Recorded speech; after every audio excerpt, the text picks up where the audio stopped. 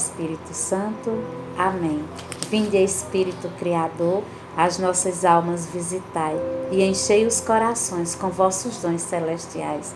Vós sois chamado intercessor do Deus excelso, dom sem par, fonte viva, o fogo, o amor, a unção divina e salutar. Sois o doador dos 7 dons, e sois poder nas mãos do Pai, por ele prometido a nós, por nós seus feitos proclamai. A nossa mente iluminai, os corações enchei de amor, nossa fraqueza encorajai, qual força eterna e protetor. Nosso inimigo repeli e concedei-nos vossa paz. Se pela graça nos guiais, o mal deixamos para trás. Ao Pai, ao Filho Salvador, por vós possamos conhecer, que procedeis do seu amor, fazei-nos sempre firmes crer. Amém. Amados irmãos, queridas irmãs, dando continuidade ao projeto de leitura mensal da Renovação Carismática da Diocese de Afogados da Ingazeira, hoje Jesus ele vem falar para nós através do evangelista Marcos, capítulo 1, versículo do 35 em seguinte.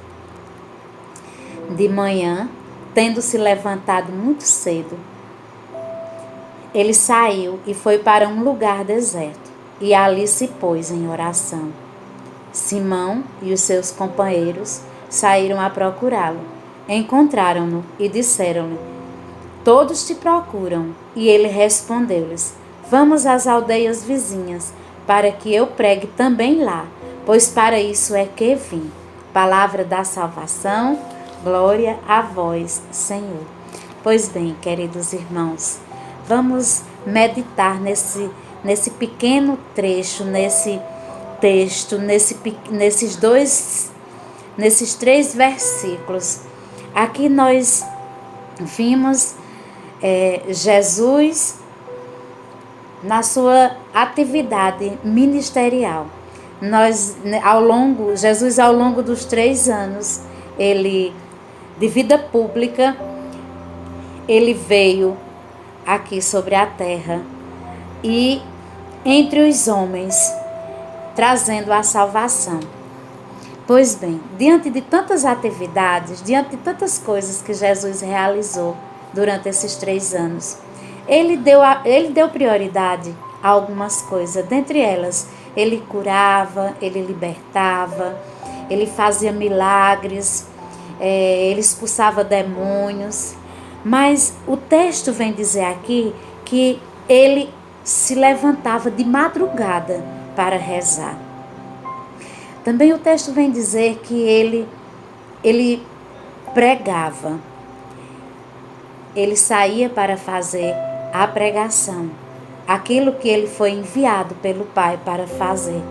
Veja só, Jesus na Bíblia, se você for analisar, se você for estudar a Sagrada Escritura, no Novo Testamento, você vai ver Jesus realizando vários eventos, várias atividades, mas você vai encontrar sempre ele se retirando para rezar.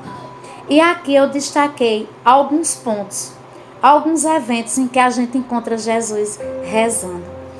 Ele rezou no seu batismo, ele rezou para escolher os 12 apóstolos, ele rezou na transfiguração, ele rezou no Getsemane, na hora da angústia, ele rezou.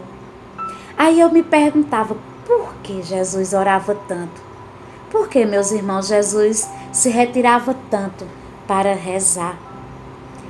Talvez ele se retirasse para agradecer ao Senhor, para agradecer ao seu Pai, por as ações maravilhosas que o Pai realizava através dele. Mas uma coisa me chamou a atenção e veio ao meu coração. Jesus, ele se reservava para rezar porque ele sentia prazer em se encontrar com o Pai.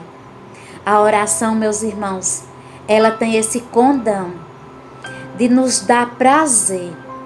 Se a minha oração não me dá o prazer, não me dá a vontade, não me estimula a me encontrar sempre com meu Deus. Então a minha oração está sendo vazia. A oração ela deve servir para mim e para você, de estímulo, de motivação, de prazer, de estar com o Pai, de estar com o Senhor. Por isso que Jesus se reservava na madrugada, se reservava quando ele estava bem cansado, ele ia descansar no colo do Pai. Quando você está cansado, o que você tem feito? Você tem ido descansar no colo do Pai? Ou você tem ido descansar na tela de um celular? O que você tem feito? Fica essa indagação para nós. Pois bem,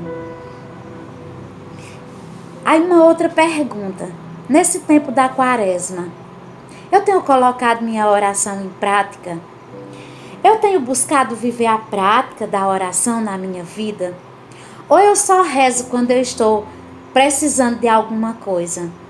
Ou eu só recorro? Ou eu só me encontro com Cristo quando eu preciso de algum favor dele? É importante, meus irmãos, nós fazermos da oração uma rotina em nossa vida.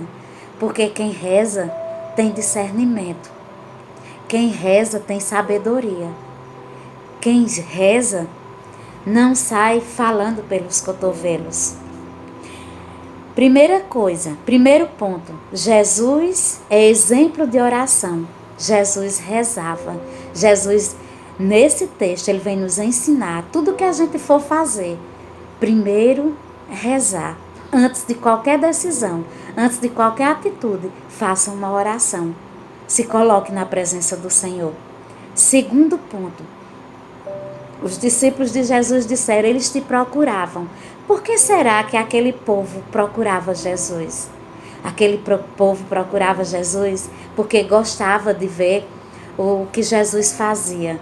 Porque tinham necessidade de libertações, tinham necessidade de cura, tinham necessidade de milagres. Mas eles não procuravam o Senhor para seguir o que ele estava ensinando. Não é muito diferente dos dias de hoje, né, meus irmãos? Quantas pessoas hoje, quando escuta falar que existe uma missa de cura, que na verdade não é uma missa de cura, é uma missa com oração por cura e libertação, e quero aqui dizer que toda missa é uma libertação, toda missa cura, toda missa salva, toda missa liberta, porque é o santo sacrifício de Cristo no altar. Certo? Aquele povo procurava Jesus porque queria os benefícios. Quantas pessoas hoje só vão para a igreja porque querem os benefícios da igreja? Quando a igreja não corresponde o apelo, o pedido daquela pessoa, logo a pessoa se revolta contra a igreja, logo começa a falar mal dos padres, falar mal da igreja, porque muitos de nós só buscamos o Senhor como se ele fosse um remédio. E vai, como se vai na farmácia comprar um remédio quando está com dor de dente, quando está com uma dor. Jesus não é um remédio para curar a sua dor. Jesus é o seu, o meu, o nosso Salvador e Libertador. Ele é mais do que o remédio, ele é a nossa salvação. Nós andamos muito preocupados, meus irmãos, em salvar o nosso corpo. O que nós temos feito para salvar a nossa alma? Eu quero dizer a você que a oração, ela tem esse efeito. A oração, ela é esse remédio que salva, que cura a nossa alma. Essa alma enlameada de pecado. Terceiro ponto, meus irmãos. Jesus, ele disse, vamos às aldeias vizinhas para que eu pregue também lá. Pois para isso é que vim. Me chamou a atenção essa expressão do Senhor. Vamos para a vizinhança, porque foi para isso que eu vim. Ele veio de onde? Ele veio do céu, meus irmãos. Jesus, ele veio do céu para trazer a salvação para a humanidade. Jesus, ele veio do seio do Pai para trazer a salvação. E nós negamos e nós rejeitamos essa salvação. Nós não queremos, nós só corremos atrás dos milagres. Nós só queremos cura para o nosso coração. E ele é capaz de curar nosso corpo, ele é capaz de curar o câncer, ele é capaz de curar qualquer enfermidade do corpo. Um versículo anterior a esse, Jesus curou a sogra de Pedro de um estado de febre. Ele também cura o nosso corpo. Mas de que adianta, meu irmão, eu e você termos o nosso corpo sarado, o nosso corpo saudável e perder a nossa alma? Não, meus irmãos. É importante a gente observar isso.